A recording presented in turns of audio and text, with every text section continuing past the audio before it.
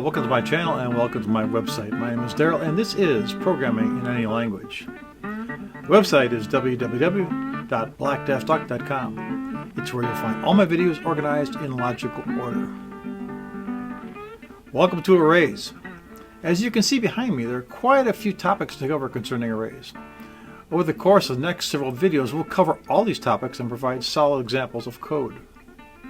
Arrays are easy, and arrays are hard. Why are they easy? Well, we've been using them most of our lives. Whenever we play tic-tac-toe, or checkers, or chess, or Battleship, we use an array. Whenever we use a spreadsheet, we're using an array. In fact, an array is nothing more than a list. It has a name and a bunch of items in it. Why are arrays hard? Well, they're invisible. Things you can't see are difficult to understand. But that's what these videos are all about. We're going to show you how you can visualize an array. And once you visualize it, it becomes a tool you can use. And you'll find it is a very important tool as it will lay the foundation for working with large volumes of data. But let's get started with this next video. In the beginning, we'll lay the foundation for understanding arrays, and then we'll jump into a bit of code and start with the basics of how to declare an array, how to fill it, and how to pull information from the array. Let's watch this. Up to now, we've been using variables to store any kind of data that we wanted to use in our programs going forward, and that's been good. It's been fine. But I want to show you arrays right now. Arrays are going to give you a chance to store data that's similar in kind without creating a whole bunch of variables, and that's been a problem. If you take a look at the screen right now, an array basically allows you to store a group of items of the same data type in memory. They process a large number of items in the array is usually easier than processing a large number of items stored in separate variables. This is because each variable can only have one piece of data. Each variable is a separate item that must be declared and individually processed. Those cause a lot of code. Variables are not ideal for storing and processing lists of data. Think of if you had a bunch of club members or employees in a company or whatever. Having an individual variable for each one of those names would be overwhelming, to say the least. You can take a look at that here. We're showing 10 variables right here holding all values. I've got variable name, str, name 1, name 2, name 3. They'd all have to be established in order to hold a single name, like Daffy Duck, Elmer Fudd, Tweety Bird, and the rest of those things. Those values are all there. However, if we convert to arrays, we can use the same name, str name, with an index associated with it, a number, a counter. And it would start with 0 and go on up as depending on how many we actually added. Here you can see the variable str name, and it's holding different variable values in it. How's it doing this? Well, think of it as a box. If you start putting things in a box, you're putting them in one at a time. You're putting the first one, and the second one, and the third one, and the fourth one in. And you can basically then remember which one did I put in first, which one did I put in second, which one did I put in third, and actually go out and draw those things based on that. That's that index piece that we've got here, that's 0 through 9. So it makes it very, very useful to be able to use arrays when you're working with large numbers of the same thing. Use a spreadsheet here to just kind of show you what a one-dimensional array might look like. It's just like on a column in a spreadsheet. You'd have a name called A, the A column, and you'd have a whole bunch of items down there listed 1, 2, 3, 4, 5, 6, 7, 8, 9, 10, and so on down the line. There's a slight difference, though, with arrays. Arrays really start with the number 0, and that's important to remember, and that sometimes is confusing to people. They'll end up thinking, I've got 10 elements in my array. That's 1 through 10. No, it's not. It's 0 through 9 when you have 10 elements. And we'll go through that over and over again to kind of establish that concept. So while the spreadsheet shows you 1 through 21, the array is really going to have contents of 0 through something, so through an n number on there. Arrays are reference type variables, much like the random number generator we used before. It really does, you're not really establishing a spot in memory for all these locations. You are, in a sense, but the array is doing it for you. The reference type variable is doing it for you. You don't know where this stuff is sitting in memory, and you don't care. It'll take care of it for you. To create an array, you need to declare a reference type object, and then you create the object and associate it with a reference variable. In C#, the generic format to declare a reference variable of the array is you use a data type, a set of brackets, which is going to contain the number of how many instances that you're going to have with the array, and then the array name, the name you're going to refer it to as you go through this thing. For example, if we set up an integer array, int with brackets, we could call it the numbers array. And that's what we refer to. The generic format to create an array object is associated with the variable is array name equals new data type array size. You put that size in there. The new keyword creates an object in memory. It also returns a reference to that array. For example, numbers array equals new int 6. So what we're doing, we're creating a numbers array. It's going to be new, it's going to be an integer array, and it's going to have 6 elements in it. That's really what we're doing here. It's, maybe a little confusing when you first see this stuff, but it becomes very, very apparent after you start working with this for a while. I love arrays. Arrays were the greatest thing I ever discovered when I came upon those things way back in the old Radio Shack days of the early computers. In the previous example, there are 2 statements: int brackets and the numbers array. The numbers array equals new int 6. That's one way of declaring the numbers array.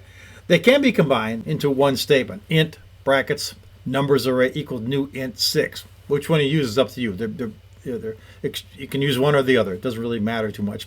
First one is kind of very descriptive. You're looking at it. You're saying I'm going to create an integer array with it called numbers array, and then I'm going to take a numbers array and I'm going to build the 6 elements into it.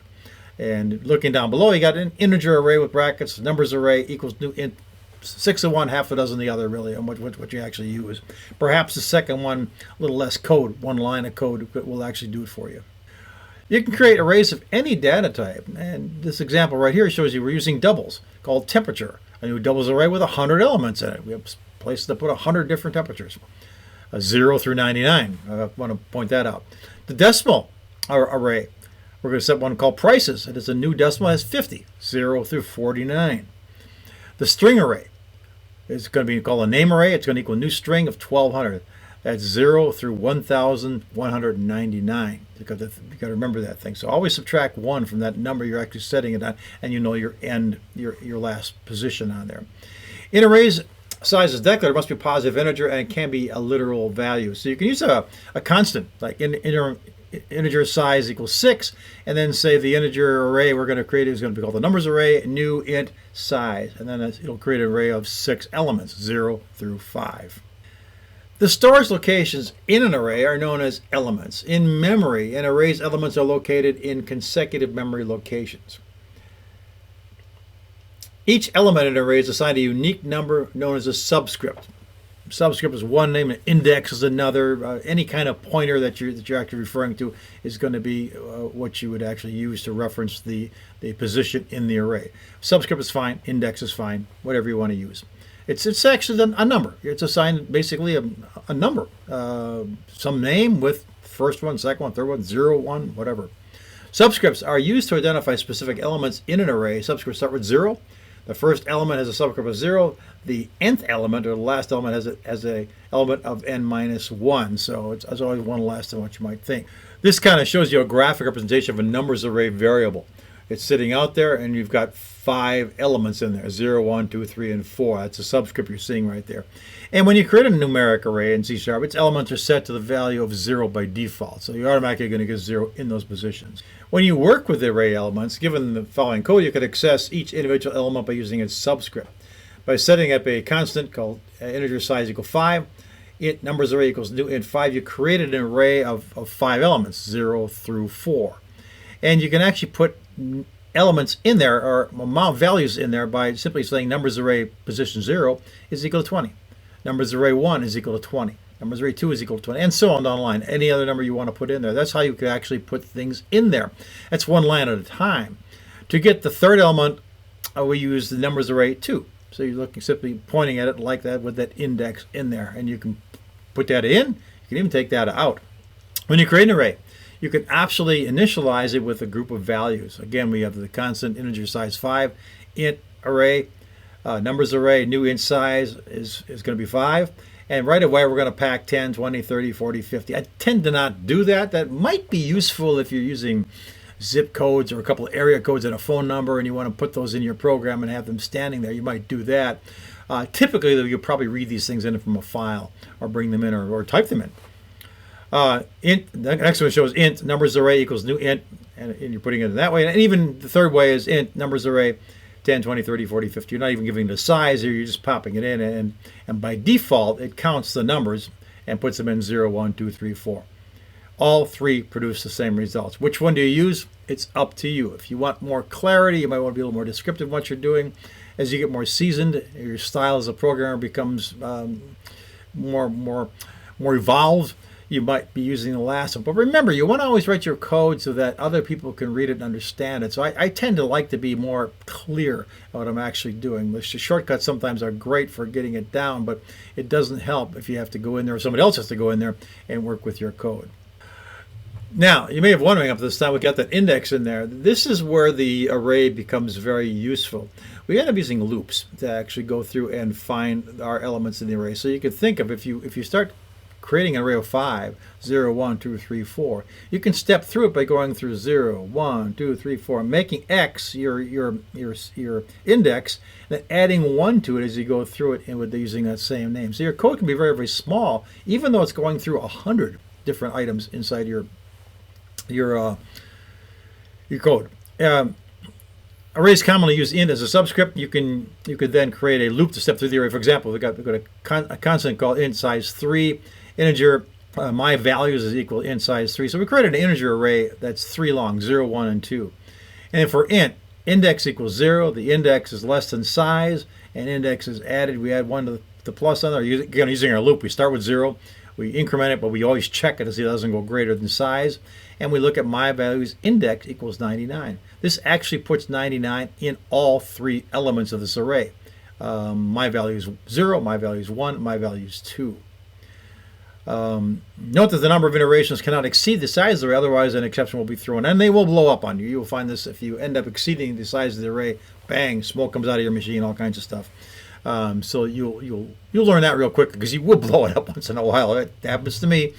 And when it does, you will find out that, okay, I blew that thing up. My index was wrong. Same thing if you go negative on it and try to put in a -1 in there. It's not going to work. And you can see the exception on the bottom. For x equals 0, index is less than size, index plus plus, less than or equal size. It'll cause an exception. And why? Less than or equal, because it's less than or equal to size, because we'll get to size 3, and that's too big. Because we really have elements 0, 1, and 2 in there. So you want to make sure it's less than. So what you're seeing on the top, less than size, works fine. When you use the less than or equal to size, you're going to blow up in that last loop. In C#, all arrays have a length property. This is very handy. And that is set to the number of elements in the array. Double array temperatures equals new double 25. We're creating in a temperature array that's going to be doubles, and it's going to be 0 through 24. The output of the following is 25. We're looking at that message show temperature length to string. So it's showing us that the length is 25, 0 through 24. Very handy. I think we saw this thing in the list box. List box also had a container which always told you how many items are in there. And the list boxes are really arrays as well. When you think about it, they're visible because you can see the elements in them. But the array works the same way, except it's invisible. You don't see this stuff. It's hidden in the back. You have to bring that stuff forward by bringing your data into a label of some kind, so you can actually see it. The length property is very useful in processing the entire array. You can see the loop down below here. Index equals 0. Index is less than temperature length, as long as it's less than that 25, and we increment it by 1 as we're going through that thing. And then the message box is going to show the temperature of each one of those particular temps, as long as it is there. Let's go in here and actually go ahead and create an array of some kind. I'm going to go ahead and bring my common controls up, and we're going to bring in a text box. I'll put it right here. And let's go ahead and go to the properties window and make the font something we can read. Make it bold, make it a 12 so we can actually see this thing. We could even make it a little larger, and we will put a label on here too as well. Bring a label up here, and I'll call this thing enter name.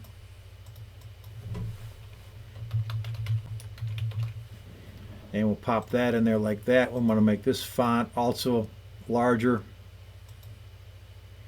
bold, 12 so we can see it. Looks pretty good there.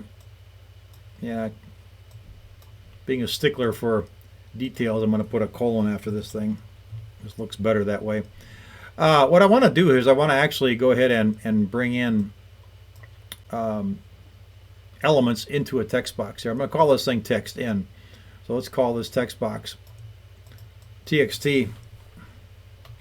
Let's call it input. That's a good way to do this thing.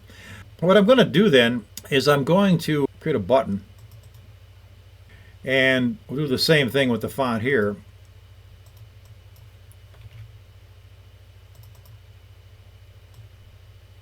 And we'll just call this thing do it. Whatever it's going to do, we'll figure that out in a bit. We'll call it button do it.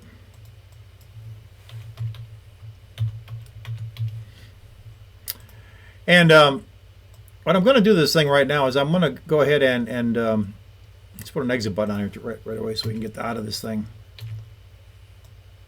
Always handy to have an exit button down there. Yes, we can press the X up on top, but it's so much nicer to have something that's very clear to people that you can close this thing off using this. Button exit. What I'm going to do is I'm going to go ahead and code the exit button very quickly, get into our form, and we'll say close form this dot close, and that takes care of that little piece right there. The next thing I want to do is I want to set up an array. I'm going to use the public area right now. We're not going to be passing anything right now through reference or anything like that, but I just kind of want to set it up. So up in the form area, right inside my class form, I'm going to go ahead and set up an array. I'm going to call it a string array. String. And I'm going to set up the brackets right here. And then I'm going to say it's going to be the names array. Let's call it str names array. And we're going to make it a new string. And we'll make it 5 long. That's the extent of it. Oops. And I'm going to go ahead and say holds 5 names. Just give it a comment in there. So this will be an array that's going to be local to me. Then what I'm going to do is I'm going to set up this button I've got here that you see right here, this do it button. And we've got this thing named right now. This is called text input. And this is called do it, as we can see right up there. I'm going to double click on the do it button. And what I'm going to do is I'm going to set up a variable right away called int array max is equal to names array dot length. That's going to set up the, let's call it get length of array. So I want to get that. We're going to need this variable set up someplace, though, so I'm going to go up here and set it up right up on top under the array I've set up here. So I'm going to set int array max. Oops, I got to say int array max. Int array max, and that sets up my variable. We could even set it to something right away. We can set it to 0 initially if we want. We'll do that, and this will hold length of array. So that just gives us a place to hold the length, so we always have that number sitting there up there for us right now. What we're going to also do is we're going to set up a counter up on top here, and we'll call this int, and we're just going to call it x, and we're going to make that equal to 0. Just call this a counter. I tend to use Hungarian notation for all of my variables. When it comes to counters, things that are very, very simple, where you're just going to add 1 to it. I like to keep it simple, use x, y, z, something of that, like that. You could say int counter if you wanted to. There's nothing wrong with that, but it's kind of easy to say x equals x plus plus or something of that nature, and to make it work. So we're going to set the 0 right away. And what we're going to do is we're going to set up our string name array, and we're going to say bracket x is equal to, and it's going to be our txt input.text. Just that simple. I'm not putting any fancy stuff. Let's see, pull gets input from text file, text box. I'm not gonna, yeah, I'm not using any. If I put a number in there or something like that, yeah, it's it's garbage. But I'm not gonna put in those checks just to kind of keep this thing simple, so we can see the basics of what's happening in this little routine we're doing here. So we've got what's going to happen so far is we've set up our array. We know what the length is, and we're putting in str x and so on down the line. We're then going to go ahead and clear out our text box. So we're going to say txt input dot text is equal to quote quote. That's going to clear it out.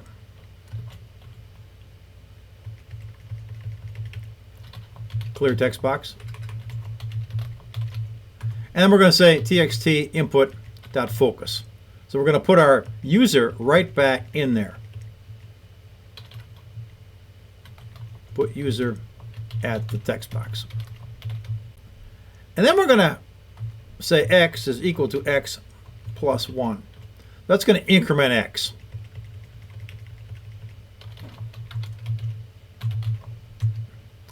Then what I'm going to do is I'm going to check to see if x is equal to 5 or not. If it is, I'm going to turn off that button. So a little if statement is going to go in right in here. If x is equal to 5, set up my braces, and I'm going to say btn enter, or btn do it dot enabled is equal to false, and turn off that button so you can't see it. All it's going to do right now, it's going to bring things into that list box and we can see it. So let's go ahead and save this. Save all. Do a quick run. And there's our little button. And we're going to go ahead and put in Daffy Duck. And hit do it. We're going to hit an Elmer Fudd. Do it. Tweety Bird. Do it. Porky Pig. Do it. And Bugs Bunny. Do it. Notice that my button is no longer enabled. I can't type anything else. I can start typing stuff in here, but I can't. There's no way I'm going to get it into my array. So I stop the thing from processing, and that's all it does. So let's put things into the array for us. You got to take that on faith right now because we have no way of actually seeing this kind of thing. So let's try doing something else here. Let's exit this out. Let's go to our designer, and let's create something else. Let's put another label. Let's put a label up here. Bring it over here. Let's take the auto size off this thing and give it a border style. And let's give it make its font bold and make it a 12. And let's set it up so that it appears in the center of the label. And we can actually get rid of the label that's in there right now by pulling that off. Make it a little bit larger. Back, make it the same size as our, and we're going to say display name. I think we're going to say, let's grab this, bring it down here. Let's call it name found.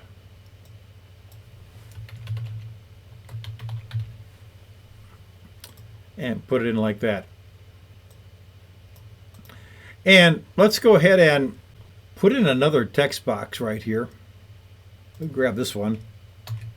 Oops, I didn't want to do that. Grab this guy, Control C, Control V. And we don't need this size at all. And we'll say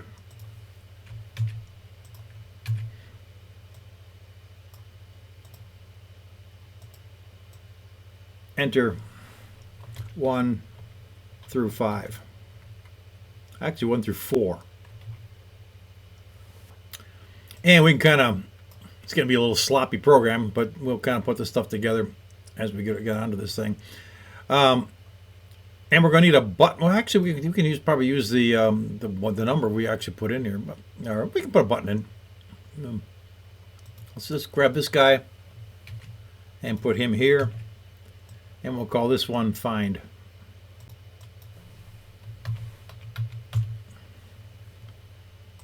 And let's give these guys names here. We're going to have a text here. We're going to have a txt number.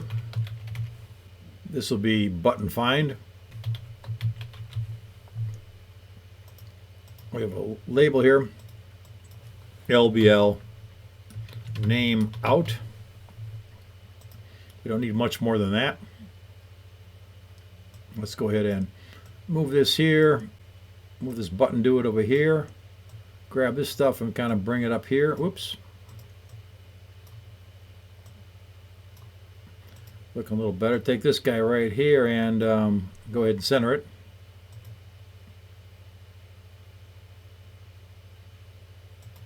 And do the same thing with this.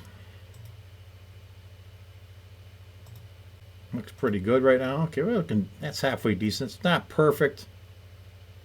There. That'd be a little bit better. File save it. What I want to do now is I want to be able to enter a number 1 through 4 in here. I'm not going to do any checks for this. We're just going to use our own, we know that it's going to blow up if we put a 6 in there or something like that.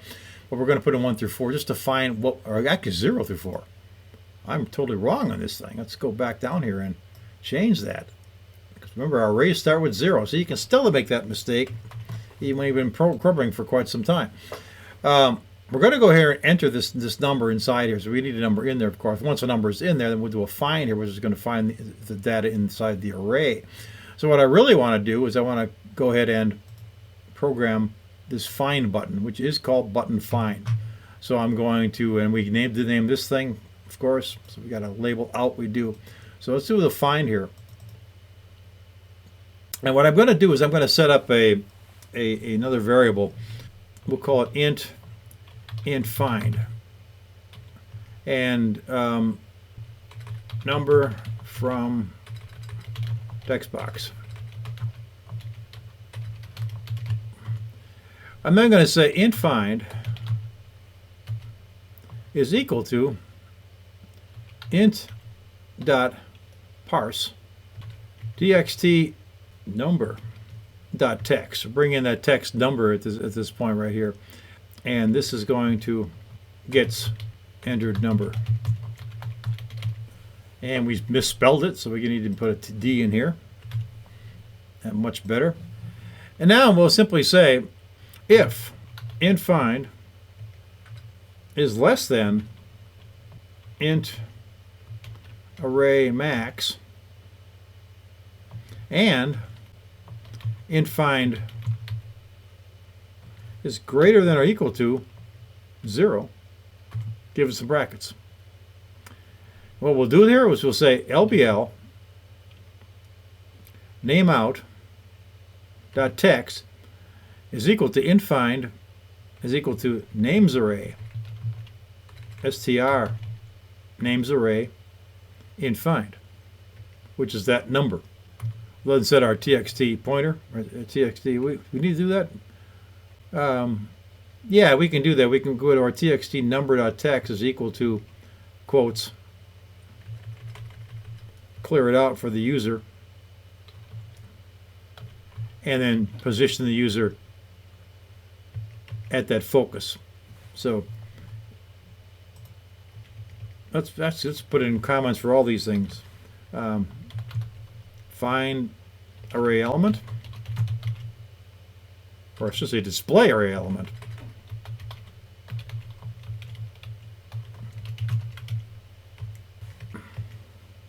Clear text box.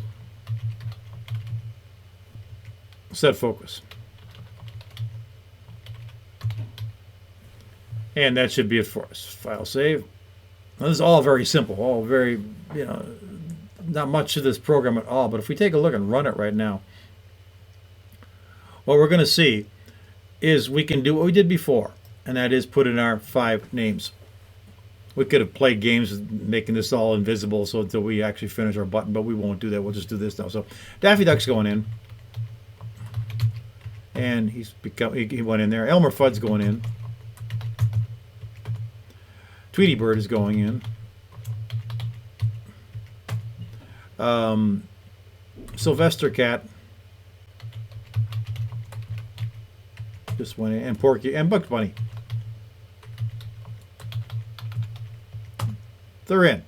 So now what I can do is I can enter a number here. I'll enter 0 and hit find.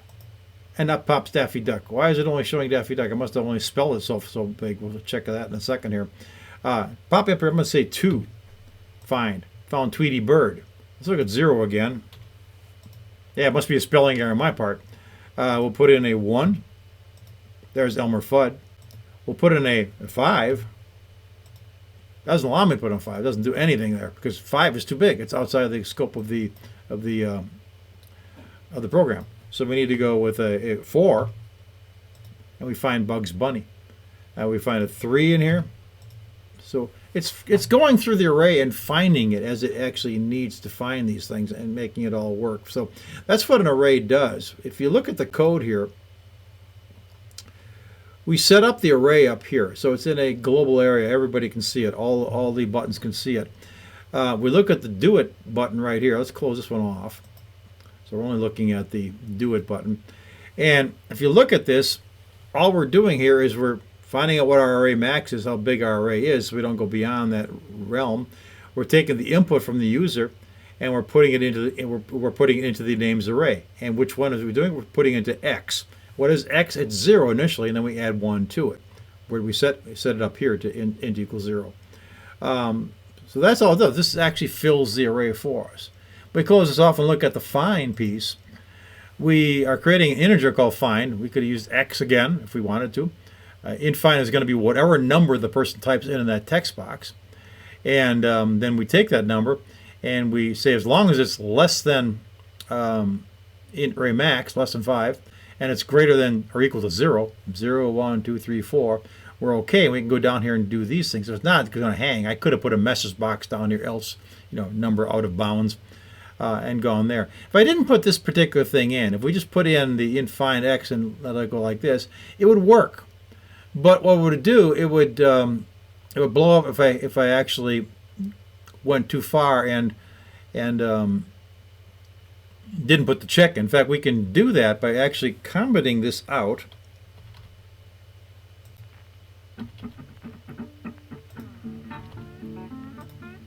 And now what's going to happen is we won't do this check. We'll simply go down here and do this little thing here. So I'm going to go ahead and do file save, do a run.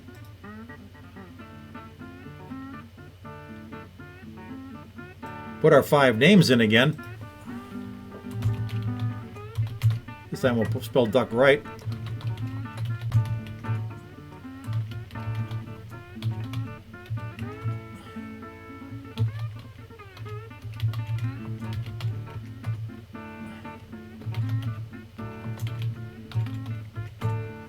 And now I'll put in that 0.